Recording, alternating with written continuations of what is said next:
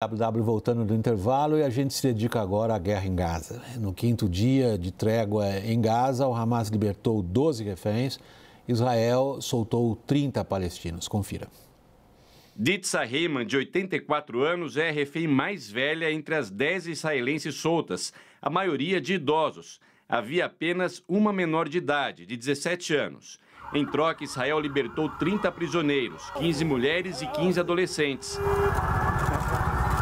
Mais cedo, tiros e explosões foram registrados no norte de Gaza.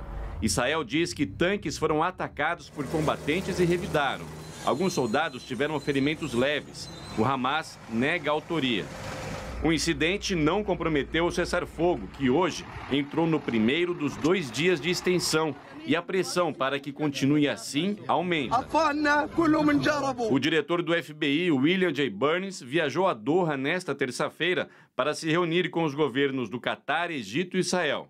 Os mediadores buscam um acordo mais amplo que permita a libertação de mais reféns. A Casa Branca diz reconhecer o direito de Israel de lutar contra o Hamas, mas pediu que a situação humanitária não seja agravada e que o seu aliado evite o deslocamento em massa de moradores, assim como aconteceu no norte de Gaza. Em Israel, o governo de Benjamin Netanyahu enfrenta outra pressão. Mesmo com um forte apelo para que as autoridades tragam os reféns de volta, a população cobra a eliminação do Hamas. I'm not happy, but we have no choice. And I think the army making good job, and it has to finish it after the ceasefire. Nós vamos fazer um registro agora, porque ele diz muito sobre a qualidade de quem se diz combatentes pela liberdade de um povo. O refém mais novo ainda não voltou para casa. O nome dele é Kfir Biba, de apenas 10 meses de vida. Kfir foi levado pelo Hamas junto com o irmão de 4 anos e os pais. A família tem parentes aqui no Brasil e está fazendo um apelo ao governo brasileiro. Confira. O homem com os cartazes nas mãos é um dos familiares. Ele fez o vídeo para pedir ajuda. Eu sou o Jimmy Miller, eu sou o tio da Shiri Bivas. Ela é a mamãe daqueles meninos que estão aqui, daquele bebê que tem só 10 meses, daquele que está aqui que se chama Yarden, que tem só 4 anos. Eles estão lá dentro de Gaza. Agora o Hamas fala que eles não sabem de onde que eles estão. Ele deu eles para outras pessoas e a gente está esperando ver eles imediatamente. O governo do Brasil tem que fazer também uma coisa para ajudar, para trazer eles de volta imediatamente. Segundo o exército de Israel, o Hamas entregou a família Bibas para outro grupo radical na Palestina, o que pode dificultar os esforços para a libertação das vítimas. Nós entramos em contato com o Itamaraty e estamos aguardando um posicionamento do governo brasileiro. Vamos à conversa, Hussein. Começar a conversa depois da gente ver um bebê de 10 meses sequestrado. Particularmente para mim, como repórter veterano que eu sou, cobri muitos conflitos armados, cobri guerra civil do Líbano, cobri conflitos convencionais, cobri conflitos assimétricos, cobri conflitos com a participação de guerrilheiros, como foi o caso do sul da Colômbia, das Farc. Agora, algo se pode concluir sobre quem se diz combatente por uma causa quando um bebê de 10 meses vira refém. Não há apreciação possível da qualidade moral, ou melhor dito, da absoluta falta de qualidade moral de quem transforma bebê de 10 meses em refém sequestrado. Da minha experiência como ex-correspondente de guerra que eu fui, cobrindo, como eu disse, conflitos assimétricos, conflitos convencionais, conflitos onde tropas irregulares lutavam contra tropas regulares, conflitos onde alguns se autodesignavam combatentes pela liberdade, e os outros chamavam eles de terroristas, não importa aqui. Em todos eles eu acho que há um padrão moral. E esse o Hamas está abaixo de qualquer um.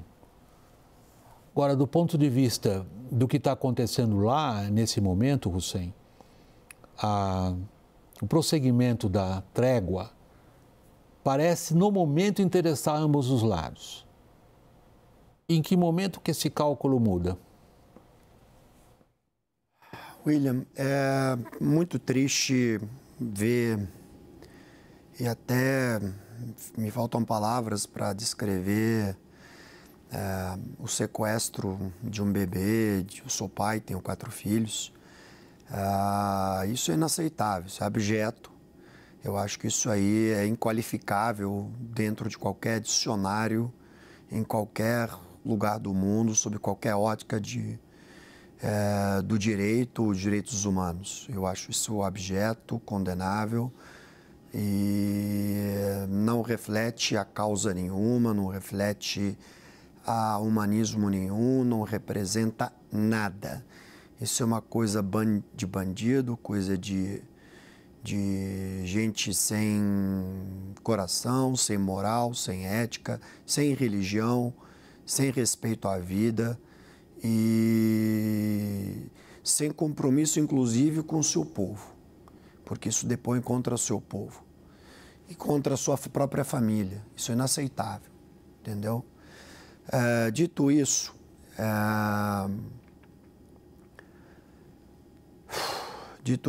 eu acho que o cálculo até aqui, aparentemente os dois lados estão satisfeitos com a trégua, até aqui. Eu acho que os dois lados estão satisfeitos por uma razão muito simples. Eu acho que, em tese, o Estado de Israel entende, nesse momento, que conseguiu imobilizar boa parte da capacidade militar do Hamas e, em tese, entende que conseguiu destruir, impingir danos à sua infraestrutura operacional, né? O Hamas entende que conseguiu alcançar o seu objetivo.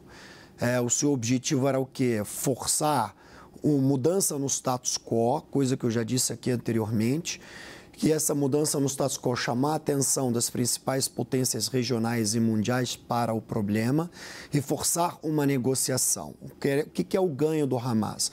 Ao libertar 12 reféns hoje, entre os quais idosos, que também é condenável, inaceitável, senhora de 80 e poucos anos, enfim, mas o Hamas provou que também tem adolescentes palestinos e mulheres palestinas em prisões israelenses. Então, ele queria chamar a atenção para este fenômeno.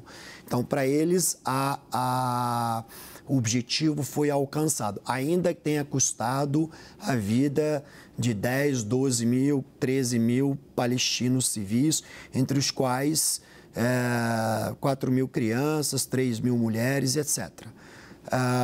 Para Israel, ir até o final, não há mais possibilidade em termos militares em efetuar uma guerra em larga escala, porque Israel estava perdendo legitimidade internacional de forma acelerada. Da mesma forma que o Hamas perdeu a sua barra moral, a frequência de morte de civis palestinos, em sua maioria crianças, como a gente viu muitas imagens, também estava afetando a barra moral do exército israelense.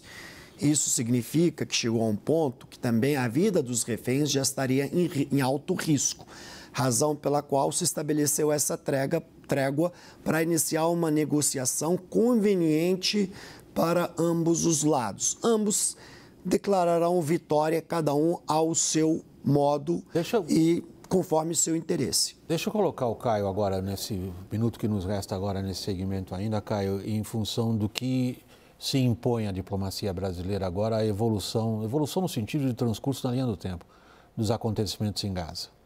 Bom, amanhã tem uma reunião em Nova York, né, convocada pela China, presidente temporária, né, rotativa do Conselho de Segurança da ONU. O chanceler Mauro Vieira, inclusive, não viajou nessa super comitiva, né, de 15 ministros que foram até a COP, mas depois o chanceler se encontra com o presidente Lula já em Dubai. E ali vai ser defendida essa posição brasileira aí desde o dia 7 de outubro, que é a mesma, né, de trégua, de corredores humanitários. E eu tenho a percepção, o governo, de certa maneira, pelo que a gente conversa no Itamaraty, Itamaraty, ele tenha aproveitado, vamos dizer assim, entre aspas, essa trégua para tentar avançar naquela elaboração da segunda lista, que pode chegar aí as informações que constam de até 86 brasileiros para retirada de Gaza. É o quadrado que ele está jogando. E agora aparecem uns bebês com família aqui no Brasil. Exatamente, mas não há sinal de nenhuma operação diplomática nesse sentido, pelo menos por enquanto, William. Nós vamos para o intervalo. Na volta, a gente continua falando do Brasil e Oriente Médio. Até já.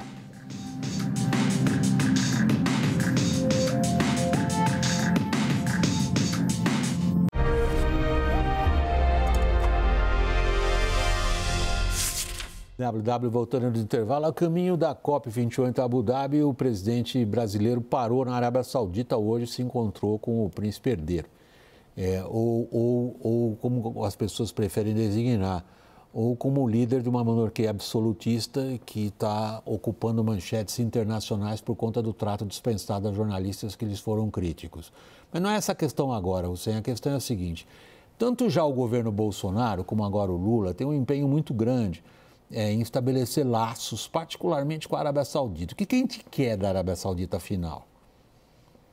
William, eu acho que não só o Brasil, eu acho que os vários países europeus têm uma relação muito estreita com a Arábia Saudita.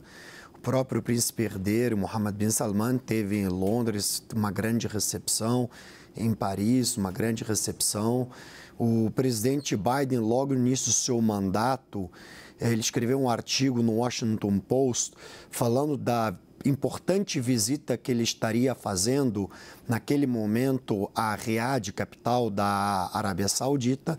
Então, a Arábia Saudita é um país importante globalmente, não só por ser por ser a principal reserva petrolífera do mundo, mas também porque é um grande investidor direto e tem um fundo soberano importante que aporta muitos recursos a diversos projetos mundo afora. E para o Brasil, uma economia em desenvolvimento ávida por atrair investimentos, a Arábia Saudita se torna um parceiro vital, além de ser o nosso principal parceiro comercial no Oriente Médio. A gente exporta muito para aquele país. Mas há um ponto importante. A Arábia Saudita, nesse momento, ela se acostumou ao longo das últimas 3 décadas a canalizar todos os seus investimentos e todo o seu trading, todo o seu comércio para os países do eixo ocidental, especificamente do eixo euro-americano. Porém, nos últimos, 5 anos, últimos 8 anos, a Arábia Saudita buscou diversificar suas parcerias, não mais manter os seus investimentos canalizados numa única direção e passou a buscar parcerias alternativas ao eixo euro-americano ou eixo ocidental. E aí surgiram países como o Brasil, como a Índia, como outros em outros bantustões do mundo, e aí a razão pela qual a Arábia Saudita postulou querer fazer parte dos BRICS, razão pela qual a Arábia Saudita também se aproximou da China. Ela entende que manter-se numa aliança unidimensional com o eixo euro-americano manteria o país refém do beneplácito desse eixo.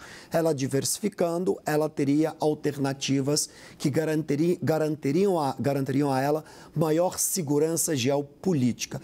E o Brasil, um país sólido economicamente, se torna um campo atrativo para isso. E o governo brasileiro busca explorar essa vantagem internacional comparativa. Na análise do Hussein, o que é geopolítico e o que é comercial não dá para separar, Caio. Sim. Não, William, ali é interessante, né? O grande programa de investimento do governo brasileiro, que é o PAC, 1,7 tri, né, de recursos, 612 bi vem do setor privado. 15 ministros de governo, praticamente Brasília se mudando lá na Arábia. E os encontros que estão ocorrendo, que vão ocorrer, tem ministro de Minas e Energia, os equivalentes da Arábia e os ministros de transportes, né? Tem a ferrovia, a FIOL, né, que é a Oeste-Leste, a Norte-Sul. Então, pelo que a gente sabe, o governo brasileiro quer pegar 10 bi 10 bi dos árabes, né? Trazer com isso, né? Então, você perguntou para ele, mas assim, está indo atrás de dinheiro, basicamente, o governo brasileiro. Hussein, quão atrativos somos nós em função do que está acontecendo agora em termos de guerra? Bom, eu acho que, William, de forma muito objetiva, no contexto médio-oriental e no contexto especificamente de Gaza e Israel, o Palestina e Israel, o peso gravitacional do Brasil para influir de forma concreta, objetiva e direta é diminuto, para não dizer nulo, porque os atores mediadores já estão subestabelecidos. São Catar e Egito. Tutelas esse processo negociador, os Estados Unidos, tá? Legitima esse processo negociador, alguns países europeus. Não obstaculiza esse processo negociador, China e Rússia, por um lado, até certo ponto. Então, o espaço do Brasil, ele é muito limitado. Talvez a ida do presidente Lula ao Catar pode abrir, eventualmente, um espaço para o Brasil inserir uma ideia, uma outra ideia, advogar pela libertação de eventuais brasileiros reféns, e isso pode facilitar esse diálogo via Catar com o lado do Hamas. Mas, mais do que isso, o Brasil não tem como influir num processo, num acordo negociador mais expressivo.